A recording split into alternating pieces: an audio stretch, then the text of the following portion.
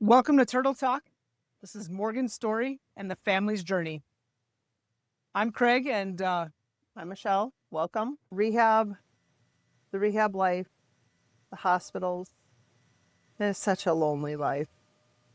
It is so lonely because you spend all the time traveling or in doctor's offices or in therapy. And it's not like you can bring a whole entourage with you to join you. right.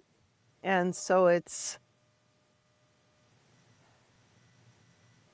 lonely. Some days it eats at you. I remember one day Tom was really struggling. I mean, we both did. We both had moments where, we just felt helpless. And we had some dear friends that lived in Omaha, and I called the wife up, and I said, I need your husband to come and pick up my husband and help him. They were battle buddies in the Army, Okay. And they'd been through a lot, seen a lot together. So I knew he was the best person to call. And I said, you got to get him to come over and just spend some time with Tom, you know.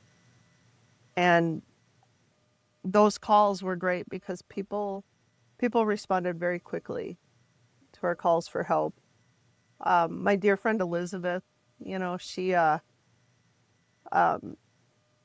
was saying one time how Tom had been struggling, and she goes, well, I want my husband to let him take Tom out for dinner and stuff. Well, these two didn't really know each other. They had seen each other at church, but didn't really know each other. But they went out for dinner together, and Tom warmed up and started talking. And I think it was just, some company outside of the suck, Yeah.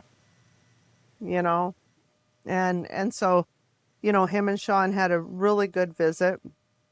Bob, Bob would call and talk to Tom and give him words of encouragement and stuff. And they'd have man-to-man conversations, and I was just so thankful for these people that had entered our life.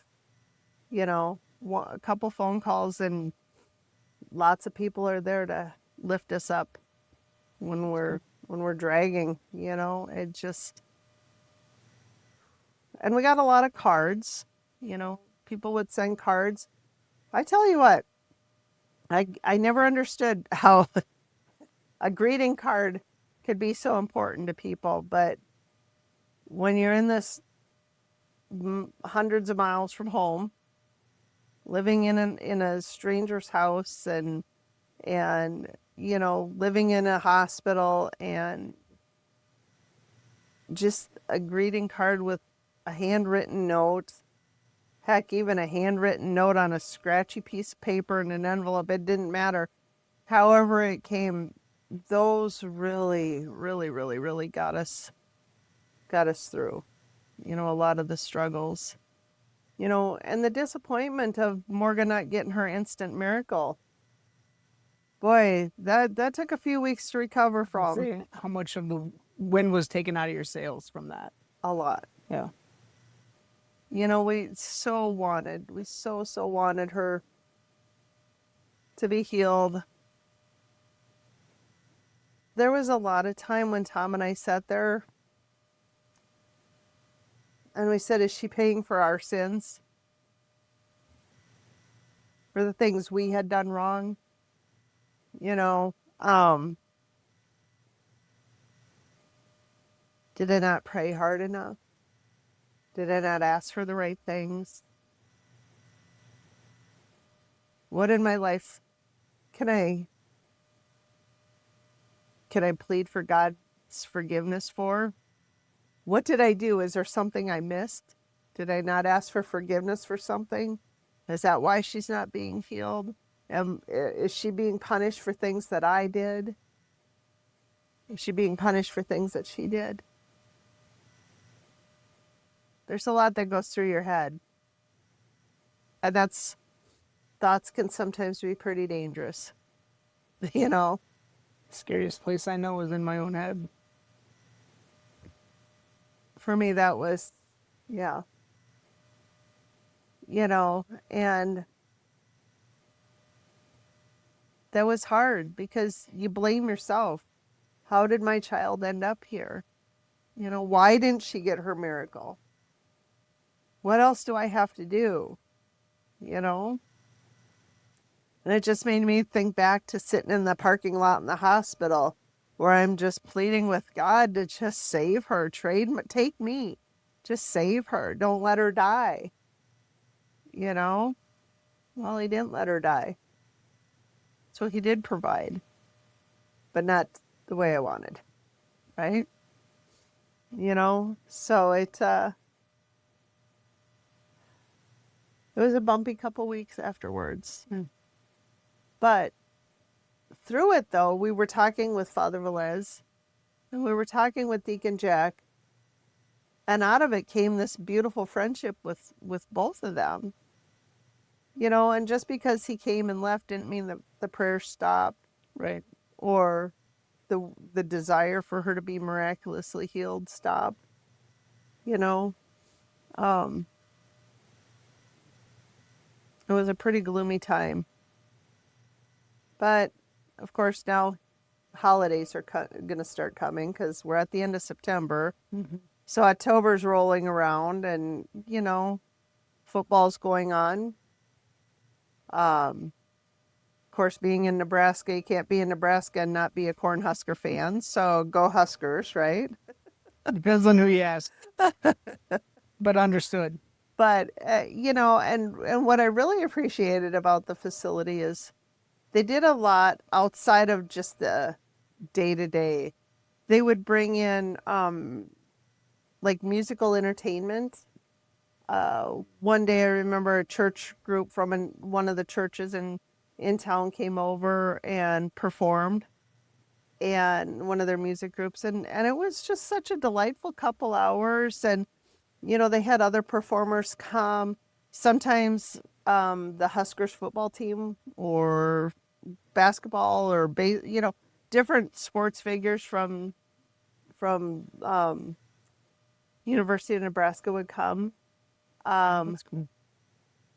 Oh gosh, I can't think of the gentleman's name. He's a comedian. Anyhow, he made a big donation to the facility for the children's part of it, and he would just spontaneously show up. But he didn't always go through the whole hospital and stuff, but it was pretty neat. He lives in Nebraska somewhere, but he's in movies and stuff. But it was just really neat who would all come and do things. You know, like I can't even remember it. Somebody donated the glasses for the eclipse stuff. Oh, You yeah. know, I mean, there were a lot of really neat community things that would happen there, and you know, so that gave you some things to do. And Morgan made a little friend while we were there, Wes. Wes is a resident there, and so we got to know Wes really well through Mike. And so to this day, we're still good friends with Wes. But after church and stuff, Wes would come and hang out he'd go to church, and then after church, he'd hang out with Morgan and I, and we would sit there, and Morgan would be leaned back, and Wes would take his hand and brush her hair. He'd wheel his wheelchair up by hers so he could brush her hair. It was so cute. Oh my gosh. But he was always getting into trouble. He still is. He would just, Troublemaker. yeah, you know, unintentional trouble. He's kind of like Dennis the Menace with no agenda, you know. Okay. But things would just happen in his world, and he's just he's so cute. So, you know, it was nice to be able to spend time with him, with other, you know, family members there and stuff. And sometimes it was just nice. There was a rainy day in October, and it was the weekend, and Morgan didn't have any therapy. So I crawled in bed with Morgie, and we just snuggled up under the warm blanket and laid there and watched TV. And, you know, sometimes you just needed those down days too. But But therapy continued. You know, we didn't get our miracle, so dang it, we're back in the therapy run again Yeah. every What day. was there anything that kind of pushed you out of the miracle hangover? You know, Just kind of work yourself out of it. for me, I really had to just keep pushing. Like, okay, so she didn't get her miracle. What's next? We can't quit. Right. Like, she still needs to progress. But it took me a while to pull up my bootstraps and get my butt in gear and get back into that aggressive, advocate for Morgan. You know, and our the church family, our church family. Um, you know, they really helped. They really helped to get us moving, and they just reminded us that God has a bigger plan, and a plan bigger than all of us, and his plan is definitely better than whatever we come up with, you know. Right. So I mean, he sees the whole picture. he sees a whole picture. We just have a snapshot. So, they kept reminding me of that, and I was very grateful because they'd let me have my pity party, but they wouldn't let me hang out there. They wouldn't let you hang out at the pity party. Exactly. Yeah. That's good. That's what friends are. That's what friends are for. Yeah. So that was a blessing. About the beginning of October, maybe it was September, my cousin had called and asked if they could have a benefit for us, for Morgan, Okay. to help us out.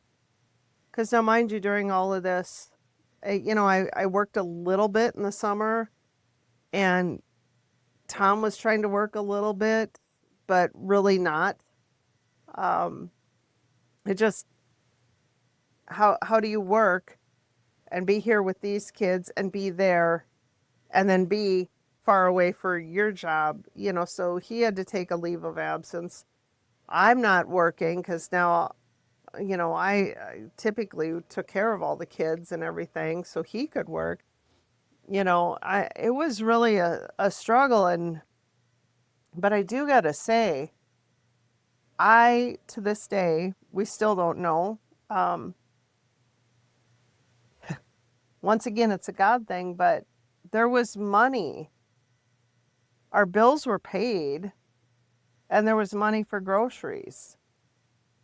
And like everything was a blur. Like, I remember a lot of these details, but I remember looking at the checking account saying, how do we have money? Like, where did this come from? But it would just be a generic thing like deposit, Right. not from where or who, Like an angel deposit. Exactly.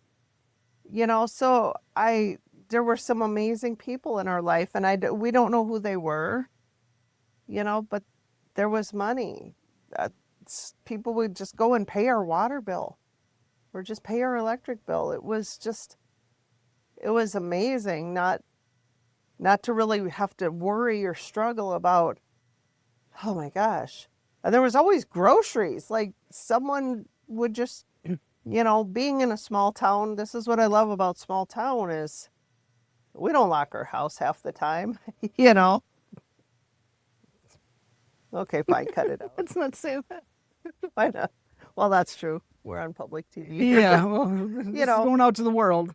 But people know us, and they come when our kids were home, and all of a sudden here's 6 bags of groceries.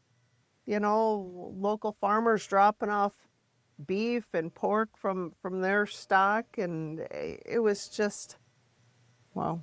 We really were taken care of by the community. It was pretty amazing. But my cousin had called and asked if they could have a benefit, and we are so tired. Somebody could have said, "Can I nuke your house?" And I would have said, "Okay." We're exhausted, and if it was anything that could take a burden off from us, we were good. Yeah. We were good. So we're like, "Yeah, go ahead." So they said it would be like the end of October they were going to do the benefit. So we said, okay. But for us, life just was still the weird routine we had, you know. One of us there, one of us here, one has Morgan, one has the other kids, school activities. I I feel bad for our other kids because they only had half a parent at any given time. And there were a lot of milestones that were missed by one or the other parent, you know, and things that should have been celebrated more in their life that were missed. Brendan was a senior that year, and I'm like, how do we get senior pictures taken care of? And, his last football games and his you know, first day of his senior year. We missed a lot of it. One of us was always there, but it's not the same, Right. you know? And one of Tom's old classmates messaged him and said, hey, I have a photography business and I would love to take Brendan's senior pictures for you guys. Just out of the blue. I mean, what an amazing thing. So Brendan packed up some clothes and we set up a time. And he took some amazing, amazing pictures of Brendan for senior pictures. And I was so thankful for that because I didn't know how I was going to get it in, when I was going to get it in. As a mom, I dropped the ball on so many things so I was thankful for the friend and community sport to help pick up the pieces that I was dropping. His best friend's mom really helped fill a void with me being gone and stuff, and but it's time I'll never get back. Time the kids won't get back. But I really got to say, looking back from today, I think our family is just so much stronger than we probably would have been had we not gone through this as a family. You know? I think you're looking from the outside. I think that adversity brought you together closer, or at least strengthened your ties. And Yeah. that's just my opinion. No, and I think you're right. You know, our kids, that they're here. We're together, even though, like, Brendan's in the military and he's not here, but we talk all the time, almost daily. And, our oldest son, he lives 6 miles away, but we see him all the time, and the triplets, they can move out if they want, but they're still here. And it's wonderful. Like, nobody's in a hurry to break away. Right. Like, we all crave this connection. And, I feel bad. I wish I could give the kids the time that I missed, but I can't. I can't fix it. I can't change it. But you did the best you could with what you were dealt. yeah. Although super mom in me says, Yeah. I should have done more. Yeah. But how do you If you could be in two places at the same time, I know. maybe, but if I could clone myself. oh, Don't say that. well, I'm not saying that like you. I'm saying just in general. That's just a fantasy. It is a fantasy. Well, things would be different if you had. I know. Yeah. And maybe for the worse. Yeah. Because then one clone would be closer with your daughter or your daughters than you are. Do you know what I'm saying? Yes. Like I watch too many time travel. Be careful what you Yeah, wish for, exactly. right? Yeah, exactly. Right? Oh, There's always a goodness. negative thing when you get the wishes from the genie. Right. Although I keep praying to the God for the miracle. Yeah. Right. That's different though. Thank you guys for watching. We really appreciate it. We love hearing from you guys, so keep the comments and the questions coming for us. Yes. Love the questions. Please subscribe. Go to www.givemorgan.org or visit me at my real estate website, realtorcraigbertrand.com. And we always want your questions, comments, like, and share wherever you listen or watch. Thank you. Thank you.